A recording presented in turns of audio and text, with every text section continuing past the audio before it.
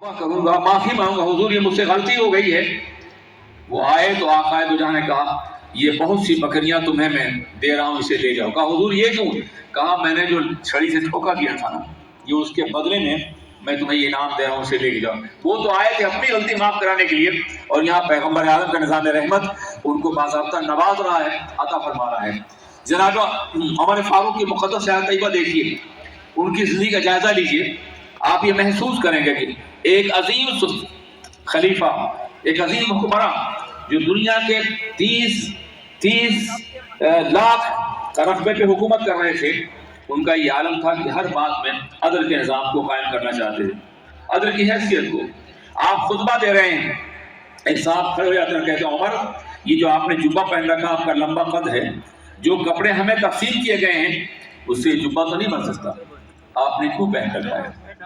حضرت عمر کے شہزادے عبداللہ کھڑے ہو کہا کہ میں نے اپنا حصہ ان کو دے دیا تھا، یہ دو آدمیوں کے حصے سے بنایا گیا۔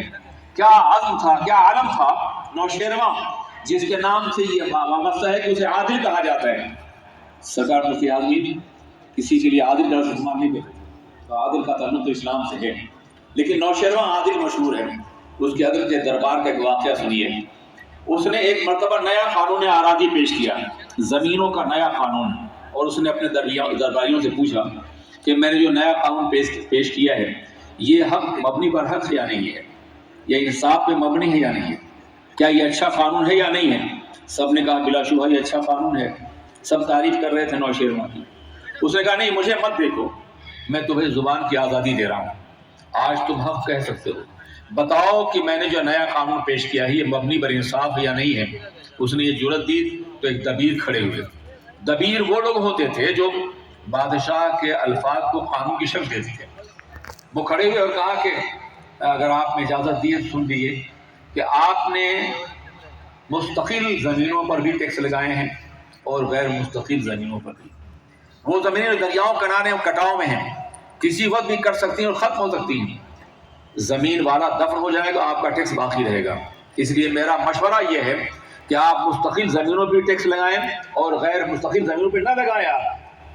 نوشیرواں کی آنکھوں میں شعلے نمایاں ہوئے، آگ برسا رہی تھی آنکھیں۔ کہا میرے سامنے میرے قانون کا مذاق، اس کے سر پر اس قدر قلمدان توڑو، اس کا بھیجا باہر آ جائے۔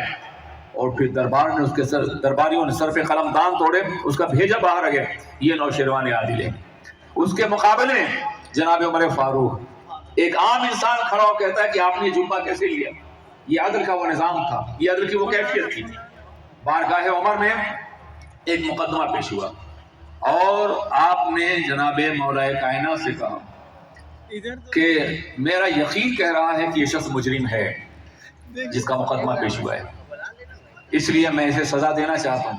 تو جناب علی پاک نے فرمایا کہ نہیں، وہ جو قانون کا ذریعہ ہے تسلیم کرنے کا، شہادت کا، آپ یا تو شہادت لائیے یا پھر اسے چھوڑ دیجیے، اس لیے کہ شہادت کے بغیر کسی کو سزا دینا یہ اسلامی روح اور قانون کے خلاف ہے۔ کسی بھی قاضی کا، کسی کے جج کا بھی اپنا ذاتی معاملہ اور ذاتی یقین فیصلہ کرنے کافی نہیں ہوگا۔ آپ یہ غلط فیصلہ کر رہے ہیں، یا تو آپ اسے چھوڑ دیں یا پھر شہادت لائیں، ورنہ آپ کے اوپر الزام تراشی کی سزا کے درے لگائے جائیں گے۔ سنیے، یہ جناب عمر فاروق کو کہہ رہے ہیں کہ مولا کائنات آپ نے اسے چھوڑ دیا اور کہا لولا علی لہلک عمر، اگر علی نہ ہوتے تو عمر ہلاک ہو جاتے۔ یعنی یہ عالم ہے نظام عدل کا۔ عدل نہیں ہوگا تو کبھی امن قائم نہیں ہوگا۔ عدل کسی بھی معاشرے میں امن کی ضمانت ہوتا ہے، امن کی عظمت کی گواہ ہوتا ہے۔ اسلام کی تاریخ میں ایسے ہزاروں واقعات ہیں جہاں عدل کی بنیاد پر وہ سب کچھ کیا گیا ہے جس کا تصور دوسری اقوام کبھی کر بھی نہیں سکتی۔ اقتدار ملنے کے بعد، کرسی ملنے کے بعد، طاقت ملنے کے بعد ہر آدمی فرعون بن جاتا ہے، مگر فرعونہ کی اس دنیا میں وہ لوگ بھی ہیں جو عدل انصاف کے بستر بیٹھے ہیں اور اپنی عظمتوں کا لوہا منوا رہے ہیں۔ ہم اپنی تاریخ بھول گئے ہیں، ہم اپنا زمانہ بھول گئے ہیں، ہم اپنا دور بھول گئے ہیں، ہمیں اپنی حسین تاریخ یاد نہیں ہے۔ دنیا ہمیں ٹیررسٹ کہہ رہی ہے، دنیا ہم پہ الزام لگا رہی ہے ہماری درسگاہوں پر، ہمارے اوپر۔ میں عرض کرنا چاہتا ہوں، دنیا میں ایک نمازی مسلمان بتا دو کہ جس نے کوئی ٹیررزم کیا ہو، کسی درسگاہ کے بچے کو دکھا دو جس نے ٹیررزم کیا ہو، یہ کرنے والے کچھ اور ہوتے ہیں. الزام مسلمان لگایا. مسلمان کبھی نہیں کر سکتا. مسلمان تو امن کا حامل ہوتا ہے. مسلمان تو ہر حالت میں امن کو قائم کرنا جانتا ہے, امن کو برداشت کرتا ہے, اور امن کے لیے وہ قربانیاں دینا جانتا ہے. آج بھی ہمارے ساتھ جو دنیا میں ہو رہا ہے آپ دیکھ رہے ہیں, پوری دنیا میں, کسی ایک ملک کی بات نہیں کر رہا ہوں, یہ ہمارا صبر ہے, یہ ہماری برداشت ہے, یہ ہمارا احترام انسانیت ہے, یہ انسانی خطروں کا احترام ہے کہ ہم نہ صرف یہ کہ خاموش ہیں بلکہ خدا سے دعا کریں اللہ ہمیں بھی شعور عطا فرما اور لوگوں کو شعور. یہ کیوں ہے؟ یہ اللہ کے رسول کی تعلیمات کا نتیجہ ہے, یہ سرور کائنات کا فرمان گرامی ہے. ورنہ اگر رد عمل اور ریئیکشن ہوتا تو اس کے نتائج بہت خراب ہوتے, مگر خدا مسلمانوں کو رد عمل سے بچائے, ریئیکشن سے بچائے. اسلام ایکشن کا مذہب ہے, ریئیکشن کا نہیں ہے. عمل کا مذہب ہے, رد عمل کا نہیں. پیار کا مذہب ہے, نفرت کا مذہب نہیں ہے. یہ تعلیم سرور کائنات نے دی ہے. حضور رحمت عالم علیہ السلام کی تعلیمات کا خلاصہ یہ ہے. حضرات گرامی, آپ اندازہ فرمائیں کہ آقائے دو جہاں حضور رحمت عالم صلی اللہ علیہ وسلم نے نظام عدل قائم فرمایا, اور پھر اس کے مطابق انصاف ہوتا رہے گا. قرآن عظیم نے اس کی وضاحتیں فرما دی ہیں کہ عدل سے کام لو, یہی تقویٰ ہے, اور یہ قریب ہے تقویٰ کے. تم متقی بن جاؤ گے, افضل بن جاؤ گے, عزیز تر بن جاؤ گے. تم اپنے معاملات میں انصاف سے کام لو, عدل سے کام لو, اور امانت کی مکمل طور پہ حفاظت کرو. امانت کو اس کے اہل کے پاس پہنچا دو. دنیا میں دو چیزیں ہیں, آپ پاس کچھ ہے وہ امانت ہے, آپ کی زندگی اللہ کی امانت ہے. آپ کی بات کوئی دولت ہے وہ بھی امانت ہے. حکمرانوں کے پاس حکومت ہے وہ بھی امانت ہے. قائدین کے پاس قیادت ہے وہ بھی امانت ہے. یہ امانتیں ہیں.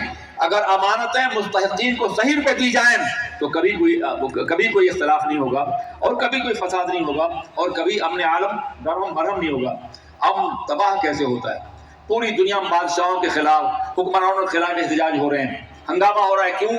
اس لیے کہ ان کو حقوق نہیں مل رہے ہیں, ان کی امانتوں کو واپس نہیں جا رہی ہیں, امانتیں انہیں دی نہیں جا رہی ہیں, امانتوں تک پہنچائی نہیں جا رہی ہیں, امانتوں میں غصب کیا جا رہا ہے, امانتوں میں حملہ کیا جا رہا ہے, امانتوں میں زیادتی کی جا رہی ہے. اگر آپ دنیا میں حکمرانوں کی تاریخ کا مطالعہ کریں تو پتھروں کے دور سے لے کے آج تک دنیا نے مختلف نظام قادر کا تجربہ کیا ہے. پہلے دنیا میں کیا ہوتا تھا؟ پہلے دنیا میں جو طاقتور ہوتا تھا, زمیندار, وہ انسانوں کی حکومت کرتا تھا. انسانوں کی آبرو, غلامی, عزت اور سب کچھ اس کی ہوتی تھی. اس کے بعد قبائلی نظام آیا. قبیلے کا حکمران بغیر کسی استحقاق کے پورے قبیلے کی جان اور مال اور آبرو کا حکمران ہوتا تھا. جیسے چاہتا استعمال کرتا, جسے چاہتا لوٹتا, جس کی چاہتا عصمت دری کرتا تھا قبیلے کا حکمران. اس کے بعد جو دوسرا نظام آیا قبائل کے بعد, وہ بادشاہوں کا نظام تھا. بادشاہ کے سرتاسر ظلم اور انتہائی مکمل سوائے وہ بادشاہت ہیں جو نظام مصطفیٰ کی تابع تھی. ہارون رشید بھی ہے, مامون بھی ہے, لیکن جو نظام مصطفیٰ سے ہٹ کے جو باضابطہ بادشاہتیں قائم, وہ ظلم کی. بادشاہوں کے بعد پھر جمہوریت کا دور ہے. جمہوریت بڑا حسین لفظ ہے. پوری دنیا جمہوریت کے نام پہ جان دیتی ہے, عوام کی حکومت, عوام کے لیے, عوام کے ذریعے. مگر آپ کو معلوم ہے کہ دنیا بھر کی جمہوریتیں اس جرم کا کوئی بدلہ نہیں دے سکتی ہیں اور نہ کوئی جواب دے سکتی ہیں کہ وہاں اکثریت کی اقلیت کو حکومت ہوتی ہے. اکثریت غالب ہوتی ہے اور اکثریت اقلیت کو حق نہیں دینا چاہتی. دنیا کے ہر ملک میں ہو رہا ہے. مگر سنیے, اسلام بھی جمہوریت بتائے ہے, مگر جمہوریت کنٹرول اینڈ گائیڈڈ بائی قرآن ہے. قرآن نے پہلے اصول بتایا, ضابطہ بتایا, اس کے بعد آزادی دی ہے جمہوریت کی. اب کوئی انسان جمہوری بنا پہ منتخب ہوگا تو قرآن کے خلاف نہیں جانے گا, اور قرآن نے ہر ایک کا حق متعین کر دیا ہے. قرآن نے اپنوں کا بھی حق متعین کیا ہے, قرآن نے غیر مسلم کا حق متعین کیا ہے, قرآن نے مظلوموں کا حق متعین کیا ہے, قرآن نے غریبوں کا, قرآن نے کمزوروں کا, ہر ایک کا حق متعین ہے. اور کوئی بھی اسلامی جمہوریہ میں آنے کے بعد ظلم نہیں کر سکتا, زیادتی نہیں کر سکتا ہے. یہ وہ عدل کا نظام ہے جو قرآن عظیم قائم کرنا چاہتا ہے دنیا میں.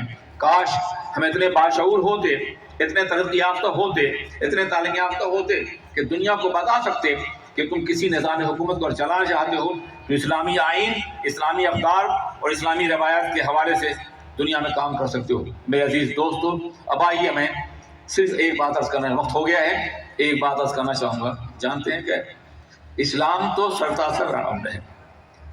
میں نے بتایا ہمارے خدا کا نام السلام ہے, امن دینے والا. ہماری کتاب کا نام کتاب السلام ہے, قرآن عظیم, امن کی کتاب. ہمارے رسول کا نام رسول السلام ہے، امن کے پیغمبر. ہمارے دین کا نام دین السلام ہے، امن کا دین. ہم ایک دوسرے سے ملتے ہیں تو السلام علیکم کہتے ہیں، سلامتی ہو تم پر. ہماری نماز کا خاتمہ سلامتی کے لفظ پر ہوتا ہے. یہاں سرتاسر سلامتی ہے، یہاں سرتاسر امن ہے. امن کے علاوہ ہم کچھ جانتے ہی نہیں ہیں، نہ ہم نے کچھ سیکھا ہے اور نہ ہمیں کسی بات کی تعلیم دی گئی. ہمارا خدا السلام، ہماری کتاب السلام، ہمارا دین السلام، ہمارے رسول السلام، ہمارا نظام آئین اسلامی، یہ سب سرتاسر ہے. اور پھر ہماری دعا اللہم انت السلام ومنک السلام والیک یرجع السلام حینا ربنا بالسلام وادخلنا الجنۃ دار السلام. اللہ اکبر. یہ دعا ہے جو ہم ہمیشہ مانگتے ہیں. اے اللہ تو سلام ہے، سلامتی تیرے ذریعے، سلام پانے امن کے، سلامتی تیرے ذریعے سے ہے، تیری ہی طرف ہر سلامتی لوٹنے والی ہے. اے اللہ ہمیں سلامتی عطا فرما اور ہمیں دارالسلام جنت بنا دے. یہ دنیا دارالسلام بن سکتی ہے اگر اسلامی امن کے پیغام کو عام کیا جائے. السلام علیکم.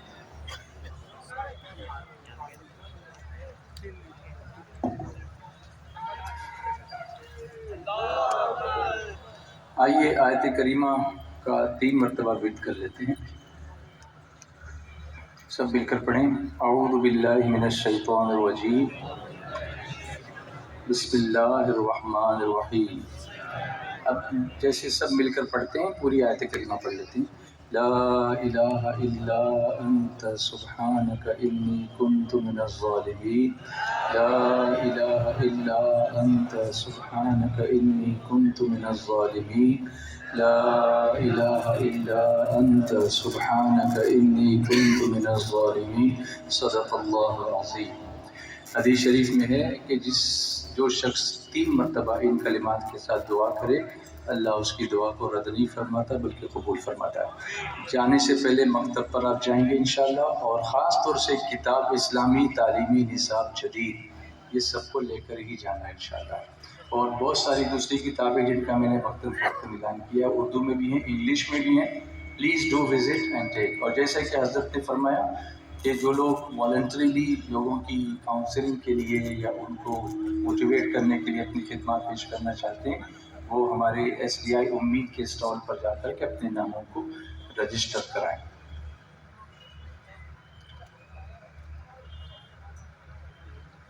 وقت بالکل قلیل ہے اور ذکر بھی مختصر کرنا ہوگا اور دعا بھی، کیونکہ 10 بجے تک ٹائم کی لمٹ ہے آپ جانتے ہیں. تو نماز انشاءاللہ ہم پڑھیں گے لیکن دعا کے بعد انشاءاللہ تعالی.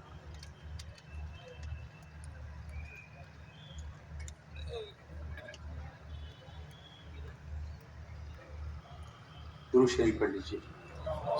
صلی اللہ علیہ وسلم. صلاۃ و سلام علیک یا رسول. خطبات رمضان فی ضوء القرآن. اچھا ہاں، فی ضوء القرآن. حضور مفکر اسلام کے وہ دروس کا مجموعہ ہے جو آپ نے ماہ رمضان شریف میں دیے ہیں اور پورے قرآن شریف کو الحمدللہ اس سے فیض حاصل کیا ہے. تو اس کو بھی آپ حاصل کریں. تاثرات قمر یہ کتاب بھی مکتبہ طیبہ پر موجود ہے. الحمدللہ الحاج عثمان بھائی کرم فرما تشریف فرما ہو رہے ہیں اور یہ بھی ماشاءاللہ الحمدللہ وقت کے بڑے پابند ہیں، اس لیے آپ مطمئن رہیے گا انشاءاللہ وہ چند کلمات میں ہی اپنی اظہار تشکر کو پیش کریں.